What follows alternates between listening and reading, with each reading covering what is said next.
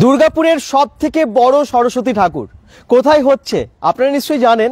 আমরা সেই ঠাকুরটা আজকে দেখাতে এসেছি, কতটা প্রস্তুত হয়েছে, কতটা বড় হচ্ছে এবারের সেই ঠাকুর, সবই জানাবো আজকের লাইভে। কত ফুট উঁচু ঠাকুর হচ্ছে এবছর আপনারা কি জানেন? দুর্গাপুরের ইস্পাতপল্লীতে প্রত্যেক বছর বেশ বড় ঠাকুর হয়। গত বছর হয়েছিল 51 ফুট উঁচু ঠাকুর। আপনাদেরকে দেখিয়েছিলাম bengal.com থেকে। আপনারা অনেক মানুষ দেখেছেন, ঠাকুর দেখতেও এসেছেন এবং এখানে মায়ের দর্শন করে গেছেন। আর এইবারেও কিন্তু আপনারা আমার মনে হয় দেবী সরস্বতীর দর্শন করতে আসবেন দুর্গাপুর ইস্পাতপল্লীতে। হ্যাঁ, একদম দুর্গাপুর ইস্পাতপল্লীর নেতাজি ক্লাবের পুজো, যেখানে হচ্ছে বিশাল বড় ঠাকুর। কিন্তু এই বছর ঠাকুরটা একটু আলাদা হচ্ছে। প্রত্যেক বছর আমরা দেখি ঠাকুর আছে দাঁড়িয়ে, কিন্তু এই বছর ঠাকুর থাকবে বসে। হ্যাঁ, এখানে দেবী সরস্বতীকে আপনারা বসে থাকতে দেখবেন। বাঁশের স্ট্রাকচার কতটা হয়েছে আপনারা দেখুন। আর আজকে মণ্ডপটা কতটা হয়েছে বোঝাই যাচ্ছে যে বাঁশ দিয়ে যা স্ট্রাকচারটা হয়েছে, এবং এখানেই ঠাকুর তৈরি হয় আর এখানেই পুজো হয়। বিশাল ধুমধামভাবে এখানে উদ্বোধন করা হয় প্রত্যেক বছর, এবং আসেন মানে হাজার হাজার মানুষ ভিড় করেন এই রাস্তা দিয়ে। আর এটা দুর্গাপুর ইস্পাতপল্লী, ইস্পাতপল্লীর ঠিক ভেতরেই নেতাজি ক্লাব এই যে পাশেই আছে, ক্লাবের পাশেই পুজোটা হয়। এখন কতটা কি প্রস্তুত হয়েছে আপনাদেরকে একটু দেখিয়ে দিই সামনে গিয়ে। বাঁশের যে ওপরে একদম খড়ের যে কাঠামোটা, সেটা আমরা এখন দেখতে পাচ্ছি। একদম দেবী সরস্বতী বসে আছে এরকমই দেখা যাবে। ঠাকুর স্ট্রাকচারটা দেখেও আপনারা বুঝতে পারছেন, একদম বসে আছে এরকম তৈরি করা হচ্ছে। আর এই ঠাকুর এই পুজোটা কিন্তু উদ্বোধন হচ্ছে এবারে 31শে জানুয়ারি। তো আর বেশি দিন নেই হাতে। দেখতে দেখতে সরস্বতী পুজো চলেও এলো, এবং দুর্গাপুরের সব থেকে বড় সরস্বতী পুজো যেটা, সেটাও কিন্তু আপনারা দেখতে পাবেন 31শে জানুয়ারি থেকে। দেখি কে কে দেখছেন, কোথা থেকে কমেন্টস করছেন। সৌমিত্র বসাক কমেন্টস করছেন, কোথায় এটা কি কই একা বুঝতে পারলাম না, এটা কোথায় এটা জিজ্ঞেস করতে চাইছেন। এটা একদম ইস্পাতপল্লীতে। আর একটু বাকিরা কমেন্টস করুন, কোথা থেকে দেখছেন জানান। লাইভটাকে একটু শেয়ার করে সঙ্গে থাকুন। অনেক বড় মণ্ডপ, অনেক বড় ঠাকুর প্রত্যেক বছর হয়, আর এই বছরও হচ্ছে দুর্গাপুরের ইস্পাতপল্লীতে। এই দেখুন একদম কাঠ মানে খড় দিয়ে পুরো বাঁধা হয়ে গেছে, অনেকটাই কাজ এগিয়ে গেছে। তবে যেহেতু অনেক বড় ঠাকুর, হাতে বেশি সময় সেই দিক থেকে নেই, তবে খুব পরিশ্রম করে খুব তাড়াতাড়ি আমার মনে হয় মণ্ডপ এবং ঠাকুর তৈরি হয়ে যাবে। প্রত্যেক বছরই আমরা দেখি, একদম যখন প্রিপারেশন চলে, প্রস্তুতি চলে, তখনই আপনাদেরকে দেখাতে থাকি, এবং এই বছরও চলে এসেছি দেখানোর জন্য। এখানে দেখতে পাচ্ছি একদম অনেক খড়, এই আটি, এগুলো বাঁধা হয়েছে, এবং এগুলো সবই এই ঠাকুর তৈরিতে কাজে লাগছে। প্রত্যেকটা জিনিস এইভাবে একটা একটা করে বেঁধে তৈরি হচ্ছে। আপনাদেরকে আমরা দুর্গাপুরের বিভিন্ন জায়গার সরস্বতী পুজোর খবর তো দিচ্ছি অবশ্যই। এর আগে আপনাদেরকে যে চারধাম হবে কোথায় আপনাদেরকে জানিয়েছি, দেখিয়েছি, যেটা হচ্ছে গোপাল মাঠে। একটু আগে আরও একটা আপনারা মণ্ডপ দেখেছেন যেখানে মীনাক্ষী মন্দির হবে, এবং সেটা হচ্ছে দুর্গাপুরের চণ্ডীদাসের কাছে। আর আমরা এখন এসেছি ইস্পাতপল্লীতে, যেখানে সব থেকে বড় ঠাকুর হবে, এবং এটাই সব থেকে বেশি চমক থাকে দুর্গাপুরের ইস্পাতপল্লী নেতাজি ক্লাবের পুজোয়, যে সব থেকে বড় দেবী সরস্বতী ঠাকুর আপনারা দেখতে পান এসে। আর এখানে 45 ফুটেরও বেশি প্রায় লম্বা হতে চলেছে, যেমনটা বলছেন ওনারা, যে 45 ফুট প্রায় হবেই এখানকার ঠাকুর। এবং গত বছর দাঁড়িয়ে ছিল দেবী সরস্বতী, এই বছর থাকবে বসে। তো সবই জানতে পারবেন, দেখতে পারবেন। এবং নেতাজি ক্লাবের যারা ঠাকুর দেখতে আসেন সবাইকে বলবো লাইভটাকে একটু শেয়ার করে পাশে থাকুন, যাতে আমরা আরও বেশি সংখ্যক দর্শককে জানাতে পারি। সৌমিত্র বসাক, জি বাংলা অফিস দেখতে চাই মানে কোথায়? জি বাংলা অফিস দেখতে চাই মানে বুঝলাম না। আচ্ছা, বাকিরা একটু কমেন্টস করুন, বাকিরা একটু লাইভটাকে শেয়ার করে পাশে থাকুন। আর নেতাজি ক্লাবের সদস্যদেরকে আমি ডাকবো, একটু আসার জন্য বলবো। সামনে যারা আছে তাদের কি এবছরের পরিকল্পনা সেগুলো জেনে নেব। একটু তোমরা আসবে সামনে।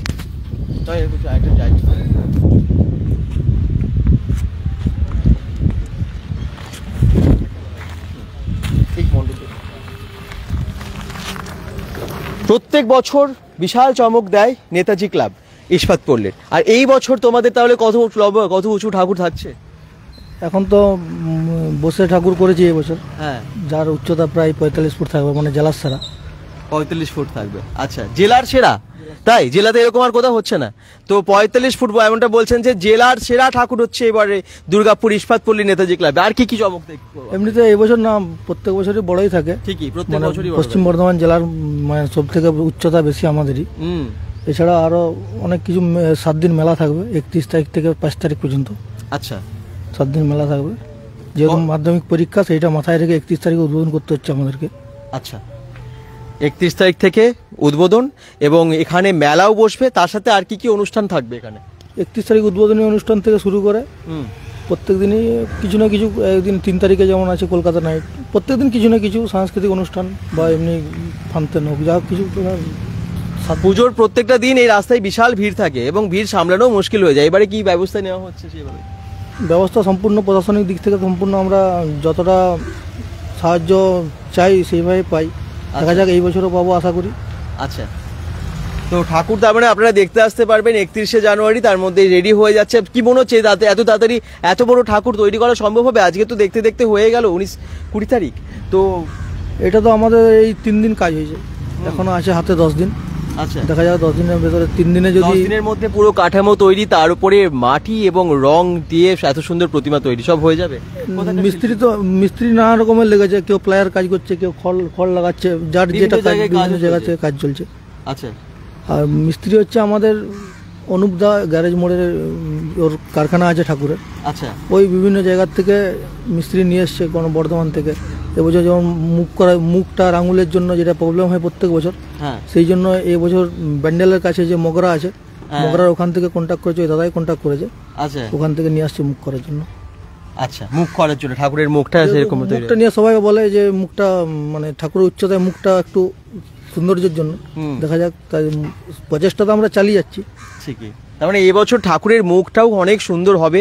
মানে প্রত্যেক বছর যেহেতু বড় ঠাকুর, তার সাথে সামঞ্জস্য রেখে যেমনটা বলছেন, অনেকের সমালোচনার মধ্যে থাকতে হয় যে হ্যাঁ এখানে ঠাকুরের মুখটা সেরকম হলো না যেমনটা এক্সপেক্ট সবাই করেছিলেন, তবে এই বছর কিন্তু অন্যরকম থাকছে মগরা থেকে। আচ্ছা, তো এরকম অনেক চমক আপনারা দেখতে পাবেন দুর্গাপুর ইস্পাত পল্লী। আমার মনে হয় ইতিমধ্যে সবাই জানেন এই জায়গাটা, কারণ প্রত্যেক বছর বড় ঠাকুর, সব থেকে বড় ঠাকুর যেমনটা হয় দুর্গাপুরে শুধু না, যেমনটা বলছেন জেলার সেরা, পশ্চিম বর্ধমানের সেরা ঠাকুর আপনারা এখানে দেখতে পাবেন। কিরকম বাজেট থাকছে আপনাদের এই মণ্ডপে?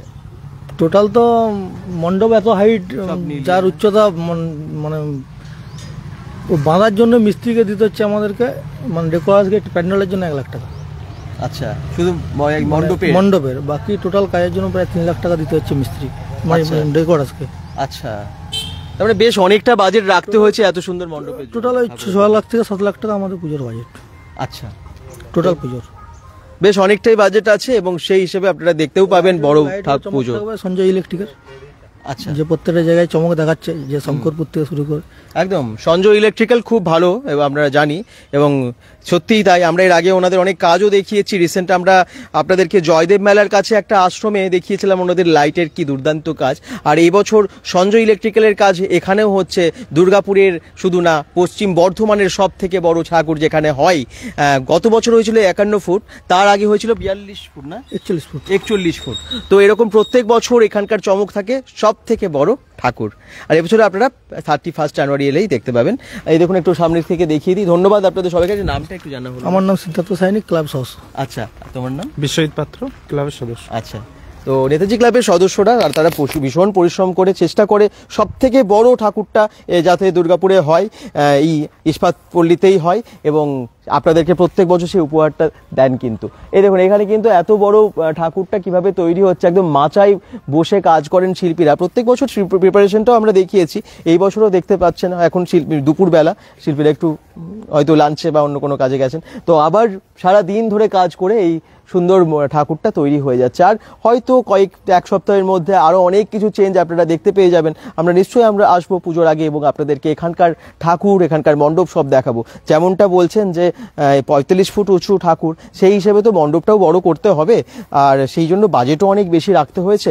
আর মণ্ডপটাও সেই হিসেবে কিন্তু অনেকটা বড়ই করা হচ্ছে, আপনারা দেখতে পাচ্ছেন। ঠাকুরের মুখও কিন্তু খুব সুন্দর হবে। আপনারা দেখি কে কে কমেন্টস করছেন। বিভিন্ন জায়গা থেকে অনেকেই আজকে দেখছেন, কমেন্টস করছেন, অসংখ্য ধন্যবাদ সবাইকে। লাইভটাকে শেয়ার করতে রিকোয়েস্ট করব। সৌমিত্র বসাক, ঠাকুরটা কেমন হবে বলেই দিল, ঠাকুরটা কেমন হবে। ববি চৌধুরী কমেন্টস করছেন, কি উঠাই দাদা, বুঝলাম না কোথায় হবে এটা। হয়তো এটা হচ্ছে দুর্গাপুর ইস্পাত পল্লীতে একদম। এই দেখো নেতাজি ক্লাব, এই ক্লাবটাকে অনেকে হয়তো চেনো, কারণ প্রত্যেক বছর এখানে ভালো ঠাকুর হয়। বিরাট বড় একটা প্যান্ডেল হচ্ছে, মনে হচ্ছে দাদা আর কি থাকবে, আমি যাব ভাবছি। আকাশচন্দ্র মণ্ডল বলছে একদম এখানে বড় ঠাকুরও থাকে, বড় মণ্ডপও থাকে, আর বিশাল বড় মেলা হয়। মেলাটা ঠিক ওই দিকে হয়, ঠিক পাশে একটা রাস্তায়, ওই পাশে একটা মাঠ আছে যেখানে কালী পুজোটা আমরা দেখিয়েছিলাম, পাতাল, তাই তো পাতালপুরি হয়েছিল সেটা দেখিয়েছিলাম, ওখানেই হয়। জাস্ট এখানটায় গিয়ে বাঁদিকের রাস্তাটাই, ওখানে বিশাল বড় মেলা বসে আর ঠাকুর আপনারা দেখতে পারবেন অনেক বড়। বিজন দুর্গাপুর থেকে দেখছেন Sayan, thank you. Ispatpally Netaji club থেকে, হ্যাঁ এখানে ইস্পাতপল্লী নেতাজি ক্লাবেরই পুজো। অ্যাড্রেসটা ঠিক বোঝা গেল না, সুষমা ভৌমিক। অ্যাড্রেসটা হচ্ছে ভিজন ইস্পাতপল্লী। আপনারা যদি আইকিউ সিটির রাস্তাটা দিয়েও আসেন, ইস্পাতপল্লী মোড় দিয়ে ঢুকে যেতে পারেন। আর এদিকে কোন দিক দিয়ে আসা যায়, কিভাবে, একটু অ্যাড্রেসটা সবাইকে বলে দাও তো। সত্যি একটু ভেতরের দিকে বলে অনেকের না আসতে অসুবিধা হয়, গত বছরও যেটা দেখেছিলাম। কীরকমভাবে আসবে সবাই? আমাদের যদি গভর্নমেন্ট কলেজের সামনের থেকে আসি, হ্যাঁ। আইকিউ সিটি রোড, হ্যাঁ। আইকিউ সিটি রোড থেকে একটা চৌরাস্তা পাবেন, তার আচ্ছা। থেকে বাঁদিকে হচ্ছে ইস্পাতপল্লী। আর এই আমাদের বিজন টাউনশিপ দিক থেকে আসলে ভারতী মোড় থেকে 5 মিনিটের রাস্তা ইস্পাতপল্লী, একদম। বা সেপকো থেকে যদি আসেন ইস্পাতপল্লী। তো ভারতী মোড় দিয়েও আসা যায়। আর এদিকের রাস্তাটাও খুব সোজা, কারণ মেন রোড পুরোটা গভর্নমেন্ট কলেজের ঠিক পাশের যে রাস্তাটা আইকিউ সিটির দিকে চলে গেছে। তো আপনারা ওটা থেকে কিছুটা আসবেন, দেখবেন ইস্পাতপল্লী মোড় আছে, আর ইস্পাতপল্লী মোড় দিয়ে জাস্ট বাঁ দিকে ঢুকে যাবেন। জাস্ট কিছুটা এসেই আপনারা দেখতে পাবেন, এবং যখন পুজো হবে জাস্ট ঢুকলেই আপনারা ওখানে ভিড়টা দেখে এবং লাইট দেখেও বুঝতে পারবেন যে এখানে সেই সবথেকে বড় ঠাকুরটা হচ্ছে দুর্গাপুরের, শুধু না জেলার বড় ঠাকুর, দুর্গাপুর ইস্পাতপল্লী নেতাজি ক্লাবের। আশা করছি আপনাদের অনেকের ভালো লাগবে এখানে আসতে এবং ঠাকুর দেখতে। ফরিদপুর থেকে দেখছেন Rocky Mukherjee, thank you, very good afternoon দাদা। দেবাশিস সাহু বলছেন হ্যাঁ সবাইকে গুড আফটারনুন, সবাই ভালো থাকুন এবং আসুন এখানে ঠাকুর দেখতে। একটু চারদিকটা আমি ঘুরে দেখিয়ে দিই কোন লোকেশনে, আর আপনারা একটু শেয়ার করুন।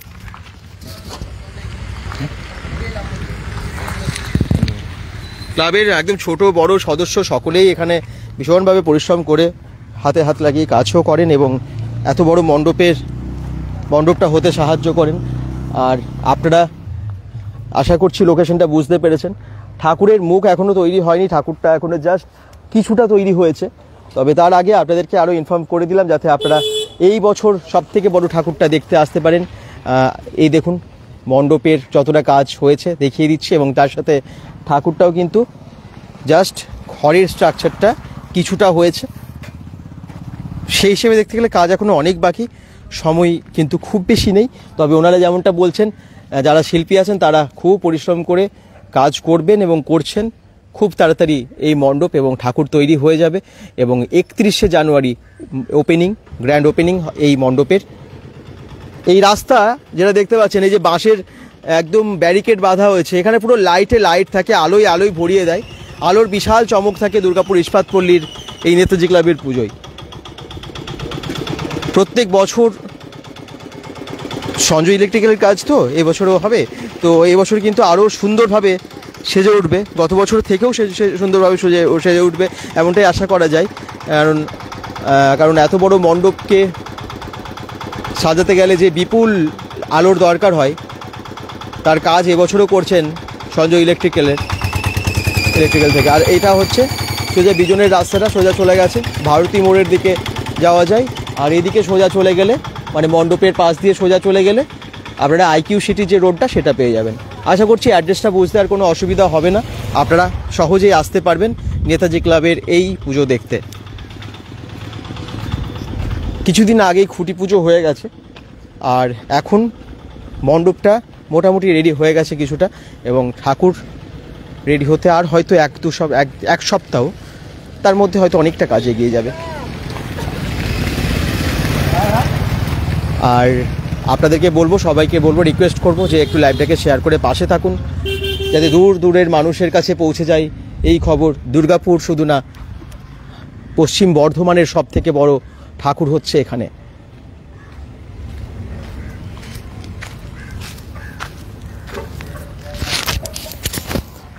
সবথেকে বড় ঠাকুরের মানে রেকর্ড কিন্তু ইস্পাতপল্লী ধরে রাখছে এই বছরও।